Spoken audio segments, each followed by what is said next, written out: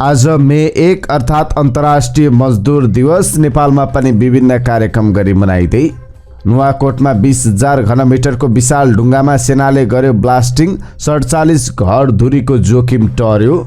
एमालेको पोखरा घोषणापत्र मोनोरेल र मेट्रो रेल चलाउन सम्भाव्यता अध्ययन गर्ने। भैरवबाट काठमाडौँ उड्ने क्रममा बुद्ध एयरको जहाजको टायर पञ्चर, दुर्घटनाबाट बच्यो। मलेसियामा कार्यरत नेपालीको पारिश्रमिक बढाएर मासिक 1 लाखसम्म पुर्याउन प्रस्ताव। चुनावका बेला इन्टरनेट र टिभी बन्द हुन सक्ने सेवा प्रदायकको चिन्ता। काठमाडौँ महानगरपालिकाका स्वतन्त्र उम्मेद्वार बालिन शाहलाई दियो निर्वाचन आयोगले चुनाव चिन्ह लौरो। पोखराका अटेरीले पनि पाए चुनाव चिन्ह लौरो। यस्ता छन् आजको निर्वाचन सम्बन्धी 45 वटा मुख्य खबर अपडेट। सुप्रभात, म सुजन पौडेल। आज मिति 2079 साल वैशाख 18 गते, इस्वी सम्मत मे 1 2022। आज विश्व मजदुर दिवस। सदाका दिन जस्तै आज पनि हामी देशभरका महत्त्वपूर्ण खबर लिएर तपाईमाझ उपस्थित भएका छौं। हामीले प्रस्तुत गरेको समाचार सामग्रीमा तपाईको केही टिप्पणी भए तलको कमेन्ट बक्समा लेख्न सक्नुहुन्छ। आजको न्युज बुलेटिनमा हामीले देशभरका महत्त्वपूर्ण खबर सहित 45 वटा निर्वाचन सम्बन्धी अपडेट छोटकरीमा तपाईमाझ प्रस्तुत गर्नेछौं। सबैभन्दा पहिले चुनाव सम्बन्धी 45 वटा मुख्य अपडेटबाट आजको न्युज बुलेटिन सुरुवात गरौं। निर्वाचन आयोगद्वारा स्वतन्त्र उम्मेद्वारहरूलाई चुनाव चिन्ह प्रदान। भरतपुर महानगरपालिकामा मेयरका स्वतन्त्र उम्मेद्वार जगन्नाथ पौडेललाई भुइँकटर, बालेन शाह र पोखरा महानगरपालिकाका लागि अटेरी समूहका गणेश पौडेललाई लौरो चुनाव चिन्ह प्रदान। 12,000 स्वतन्त्र उम्मेद्वारलाई 27 थरीका निर्वाचन चिन्ह वितरण। 77 वटा जिल्लामा 400 पर्यवेक्षक खटाइने। रुखमा भोट हाल्न पाउनु पर्यो भन्दा कङ्ग्रेसबाटै निकालिएका चितवनका कङ्ग्रेसका पिल्लर 84 वर्षीय कृष्णलाल सापकोटा भन्छन्, मेरो रगतमा कङ्ग्रेस छ, कागजी सदस्यता खोसेर केही हुँदैन। सिन्धुपाल्चोकको सुनकोशी गाउँपालिका उपाध्यक्ष पदकी उम्मेद्वार मन्जु भण्डारी एमालेबाट कङ्ग्रेसमा प्रवेश। बीपीको शालिक अगाडि उभिएर जगन्नाथ पौडेलले भने कङ्ग्रेसमा देखिएको विकृति विरुद्ध एक भएर लडौँ, रुखमै मत हाल्न पाउनुपर्छ भन्दा म माथि कारबाही गरे। तनहुको व्यास नगरपालिकामा मेयर पदका उम्मेद्वार गोविन्दराज जोशीका छोराले पाए कैँची चुनाव चिन्ह। मोरङको विराटनगर महानगरपालिकाको मेयर पदमा बाघी उम्मेदवारी दिएका उमेश यादव र उपमेयर पदमा नमिता नेउपानेले लालटिन चुनाव चिन्ह पाए।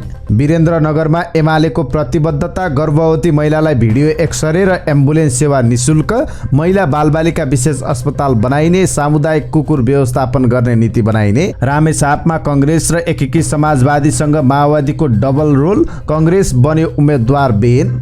धनगढी उपमहानगरका मेयरका उम्मेद्वार गोपाल हमालले पाए आँप चुनाव चिन्ह। निर्वाचन आयोगद्वारा स्वतन्त्र उम्मेद्वारलाई चुनाव चिन्ह पुतलीदेखि खसीको टाउकोसम्म। नेकपा माओवादीबाट रसुवाको गाउँपालिका अध्यक्षमा उम्मेदवारी दर्ता गराएका उम्मेद्वार प्रमुख प्रतिपक्ष नेकपा एमालेमा प्रवेश। हुम्लामा 4 वटा वडा अध्यक्ष र 4 वटा सदस्य निर्विरोध। जनता समाजवादी पार्टीका तर्फबाट सङ्खुवा सभाको खाँदबारी नगरपालिकामा प्रमुख र उपप्रमुख पदमा श्रीमान श्रीमतीको उम्मेदवारी। रुकुमका 4 पालिकामा कङ्ग्रेस एमाले गठबन्धन। मुसिकोट नगरपालिका, चौरजहारी नगरपालिका, 8 बिस्कोट नगरपालिका र सानीभेरी गाउँपालिकामा कङ्ग्रेस एमाले गठबन्धनको सहमति। गुल्मीको धुरकोट गाउँपालिकामा नेकपा एमाले र माओवादी केन्द्रबीच तालमेल हुने। हालसम्म 49 जिल्लामा मतपत्र ढुवानी सकियो। निर्वाचन आयोगसँग केही बेरको विवादपछि पोखरा महानगरपालिकाका स्वतन्त्र उम्मेद्वार अटेरीका गणेश पौडेलले पाउने भए लौरो चुनाव चिन्ह। तनहुको व्यास नगरपालिकामा एमालेसँग तालमेल गरेका कङ्ग्रेसका गोविन्दराज जोशी समूहका मेयरले पाए कैँची चुनाव चिन्ह। काभ्रेको बनेपा नगरपालिकाका मेयर लक्ष्मी नरसिंह बादे श्रेष्ठले एमाले परित्याग गरे। शनिबार पत्रकार सम्मेलन गरी पार्टी परित्याग गरेको घोषणा। रोचक मोडमा भरतपुरको चुनावी दौड, मेयरको चाबी असन्तुष्ट कङ्ग्रेस कार्यकर्ताको हातमा। एमालेले हरेक मतदान स्थलमा 200 स्वयंसेवक परिचालन गर्ने। बुटोलमा आर्थिक केन्द्र बनाउने एमालेको प्रतिबद्धता। कपिलवस्तुको बुद्धभूमि गाउँपालिकाको वडा नम्बर 8 का वडा अध्यक्षमा एमालेका उम्मेद्वार ओमप्रकाश तिवारीको मृत्यु। पार्टीमा केन्द्रको हस्तक्षेप हाबी भएको भन्दै बाँकेमा लोकतान्त्रिक समाजवादी पार्टीबाट 49 जना नेताले सामूहिक रूपमा राजीनामा दिए। मित्र विक्रम चन्द समूहबाट विद्रोह गरी पाल्पामा मनोनयन दर्ता गराएका सबै जसोले उम्मेदवारी फिर्ता लिए। प्रमुख राजनीतिक दलसँग पदीय बार्गेनिङ गर्दै उम्मेदवारी फिर्ता लिए।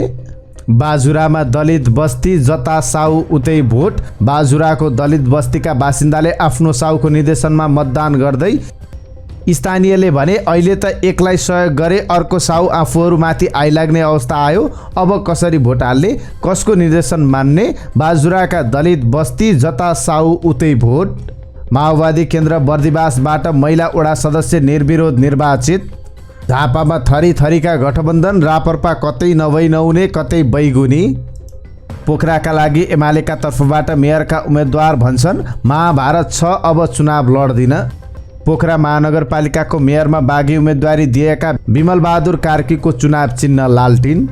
पोखरामा एमालेको घोषणापत्र, फेरि पनि मोनोरेल र मेट्रो रेलको सपना।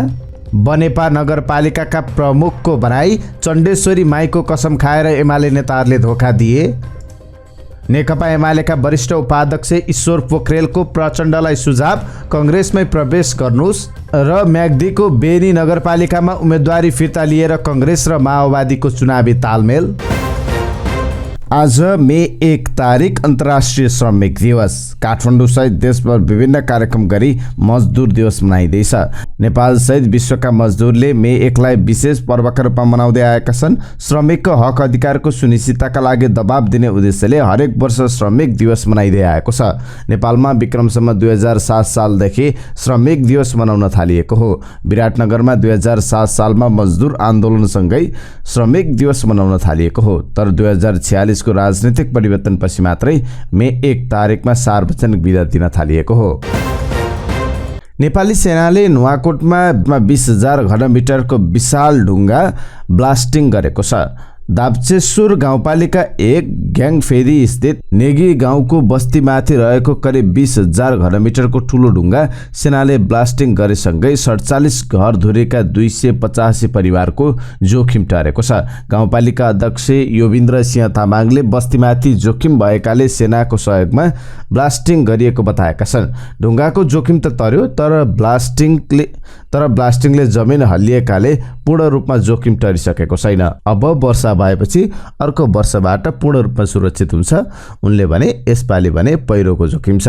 सैनिक प्रवक्ता सहायक रथी नारायण सिलवालले नुवाकोट जिल्ला विपद व्यवस्थापन कोष र दुप्चेश्वर गाउँपालिका संघको सहकार्यमा कालीबन्ज्याङ गढ यीबाट खटिएको प्राविधिक टोलीले ब्लास्टिङ गरेको बताएका छन्। उनका अनुसार फागुन 14 गतेबाट ब्लास्टिङ कार्य सुरु गरी वैशाख 15 गते ढुङ्गा व्यवस्थापन सम्पन्न गरिएको हो। निर्वाचन आयोगले स्थानीय तह निर्वाचनमा करिब 8,000 उम्मेदवारले आफ्नो उम्मेदवारी फिर्ता लिएको जनाएको छ। निर्वाचन आयोगका प्रवक्ता शालिग्राम शर्मा पौडेलले करिब 1,53,000 उम्मेदवारी परेकोमा करिब 8,000ले फिर्ता लिएको जानकारी दिनुभएको हो।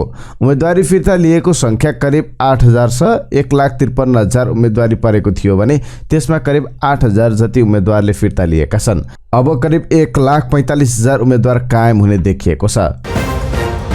स्थानीय निर्वाचनलाई लक्षित गरी नेकपा एमाले पोखरा महानगरपालिकाको घोषणापत्र सार्वजनिक गरेको छ। एमाले वरिष्ठ उपाध्यक्ष ईश्वर पोखरेल, उपमहासचिव पृथ्वी सुब्बा गुरुङ, मेयरका उम्मेद्वार कृष्ण थापा, उपमेयरकी उम्मेद्वार मन्जुदेवी गुरुङ लगायतले शनिबार घोषणापत्र सार्वजनिक गरे। एमाले घोषणापत्रमा पोखरामा मेट्रो रेल चलाउन सम्भाव्यता अगाडि बढाउने योजना राखेको छ। पोखरा महानगरभित्र सार्वजनिक यातायातलाई व्यवस्थित गर्नका लागि मोनोरेल र मेट्रो रेल सञ्चालनका लागि सम्भाव्यता अध्ययन गरी कार्य आरम्भ गरिनेछ घोषणापत्रमा भनिएको छ। पोखरा महानगरभित्र प्रदूषणलाई न्यूनीकरण गर्ने उद्देश्यले विद्युतीय सवारी साधन सञ्चालन गर्नका लागि सहजीकरण गर्ने र महानगरकै स्वामित्वमा विभिन्न स्थानमा विद्युतीय चार्जिङ स्टेसनको व्यवस्था गरिनेछ। महानगरभित्र निर्माण गर्ने भौतिक पूर्वाधारहरू अपाङ्ग मैत्री बनाइनेछ। आगामी 3 वर्षभित्र जनतालाई पाएक पर्ने स्थानमा महानगरको प्रधान कार्यालय स्थापना गर्ने योजना एमाले अगाडि सारेको छ। भैरवाबाट काठमाडौँ उड्ने क्रममा बुद्ध एयरको जहाज पञ्चर भएको छ। शनिबार दिउँसो 3 बजे काठमाडौँ उडान भर्ने क्रममा टायरको हावा निस्किएको भैरवा विमानस्थलले जनाएको छ। बुद्ध एयरले पनि आफ्नो उडान 856 को जहाज रोलिङ गर्ने क्रममा टायर पड्किएको जनाएको छ। भैरवाबाट काठमाडौँ उडान नम्बर 856 भैरवा विमानस्थलमा जहाज रोलिङका क्रममा टायर फ्लाइटका कारण यात्रुलाई अर्को जहाजबाट काठमाडौँ ल्याएको थियो। सो जहाजलाई टेक्निकल टिमहरूले चेक जाँच गरेको छ। नेपालले मलेसियामा कार्यरत नेपाली श्रमिकको न्यूनतम पारिश्रमिक वृद्धि गर्न प्रस्ताव गरेको छ। मलेसिया भ्रमणमा रहनुभएका श्रम रोजगार तथा सामाजिक सुरक्षा मन्त्री कृष्ण कुमार श्रेष्ठले त्यहाँका गृह मन्त्री हमजा बिन जैनुद्दिनसँगको भेटका क्रममा मलेसियामा कार्यरत नेपाली सुरक्षा गार्ड सहितको अन्य श्रमिकको पारिश्रमिक सेवा तथा सुविधा वृद्धि गर्न प्रस्ताव गर्नुभएको हो। भेटमा मन्त्री श्रेष्ठले नेपाली सुरक्षा गार्डको मासिक पारिश्रमिक 3000 रिङ्गेट पुर्याउन प्रस्ताव गरेका थिए। नेपाली टोलीले मासिक 85,000 देखि 1 लाखसम्म तलब नेपाली कामदारले पाउनुपर्ने प्रस्ताव गरेको छ। नेपाली कामदार मेहनती र इमान्दार हुने चर्चा गर्दै गृह मन्त्रीले गोर्खा गार्ड्सका रूपमा मलेसियामा नेपालीहरूको राम्रो सम्भावना रहेको र सेवा सुविधा वृद्धिको प्रस्तावलाई अगाडि बढाउने बताएका थिए। आउने हप्ताबाट देशभर इन्टरनेट सेवा बन्द हुन सक्ने इन्टरनेट सेवा प्रदायकहरूले जनाएका छन्। आफ्ना अप्टिकल सेवा प्रदायक टाटा, एयरटेल र सिफीलाई ब्यान्डविड्थ खरिद बापतको भुक्तानीका लागि सरकारले विदेशी मुद्रा सिफारिस नगरेकाले इन्टरनेट काटिन सक्ने सेवा प्रदायकहरूको भनाइ छ। विगत 6 महिनादेखि भुक्तानी गर्न नसक्दा आगामी हप्ताबाट देशभर इन्टरनेट बन्द हुने स्थिति आएको छ। इन्टरनेट सेवा प्रदायक सङ्घ नेपाल आइस्पानले शनिबार जारी गरेको विज्ञप्तिमा भनिएको छ, सञ्चार तथा सूचना प्रविधि मन्त्रालयले नियतवश अत्यावश्यक इन्टरनेट सेवा अवरुद्ध गर्नका लागि विदेशी मुद्रा सिफारिस रोकेको जस्तो देखिन्छ। चुनावको समयमा इन्टरनेट बन्द हुन गएमा त्यसको सम्पूर्ण जिम्मेवारी सरकारले लिनुपर्छ। मन्त्रालयले बेरोजगारीको विषयलाई लिएर अनेकौं बहानामा विदेशी मुद्रा सिफारिस रोकेर निजी क्षेत्रका इन्टरनेट सेवा नै बन्द गर्नेतर्फ आकर्षित भएको आइस्पानको भनाइ छ। टेलिभिजन सेवा प्रदायकलाई पनि विदेशी मुद्रा सिफारिसमा सहजीकरण नगरेकाले टिभी सेवा बन्द हुने स्थितिमा पुगेको विज्ञप्तिमा उल्लेख छ। धरान स्थित बीपी कोइराला स्वास्थ्य विज्ञान प्रतिष्ठान बचाउन माग गर्दै काठमाडौँको माइतीघर मण्डलामा विरोध प्रदर्शन गरेका छन्।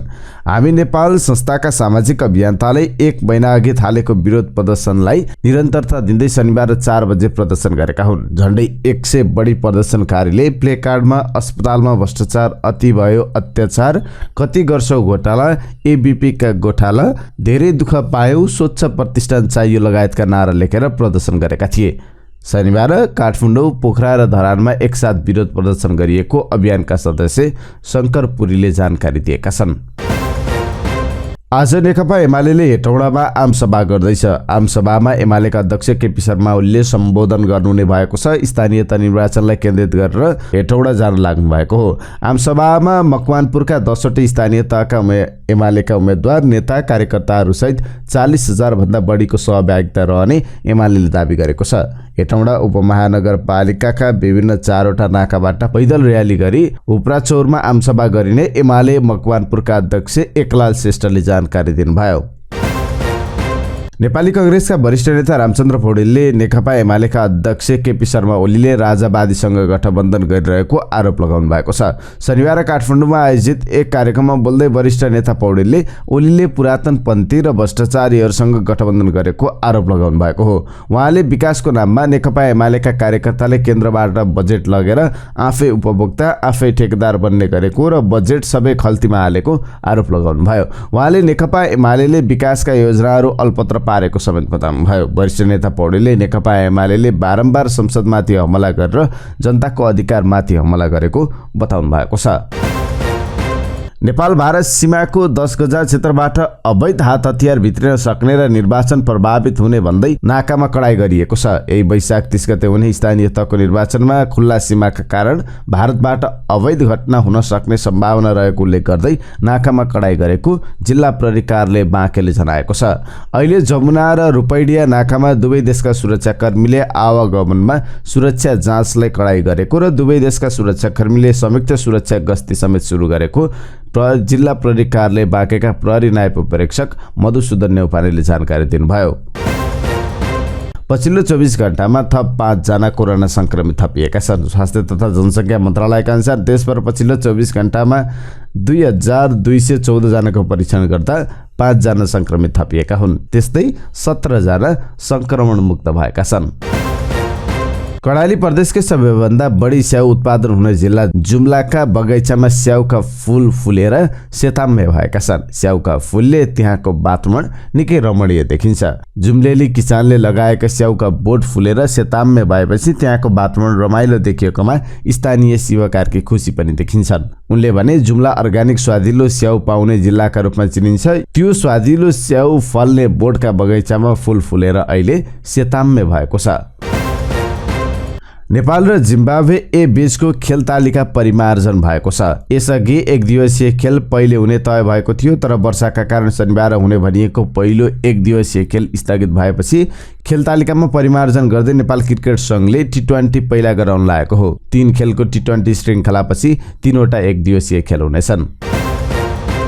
चेन्नई सुपर किङ्सको कप्तानीको जिम्मेवारी पुनः महेन्द्र सिंह धोनीले पाएका छन्। वर्तमान कप्तान रविन्द्र जडेजाको विशेष आग्रहमा धोनीले कप्तानी स्वीकार गरेका छन्। जडेजाले आफूले कप्तानका कारण खेलमा राम्रो प्रदर्शन गर्न नसकेको भन्दै कप्तान बनिदिन धोनीलाई आग्रह गरेका थिए। धोनीलाई उनका फ्यानहरूले चेन्नईको नेतृत्व गरिदिन आग्रह गर्दै आइरहेका थिए। जडेजा यस सिजन मात्रै चेन्नईको कप्तान बनेका थिए। जडेजा कप्तान बनेसँगै चेन्नईले आइपिएलमा खराब प्रदर्शन गर्दै आइरहेको छ। चेन्नई यस सिजन 8 खेलमा 2 खेल जित्दै अङ्क तालिकाको 9 स्थानमा रहेको छ। त्यस्तै royal challenger Bangalore Indian premier league आइपिएलको टी20 क्रिकेटमा गुजरात टाइटन्ससँग पराजित भएको छ।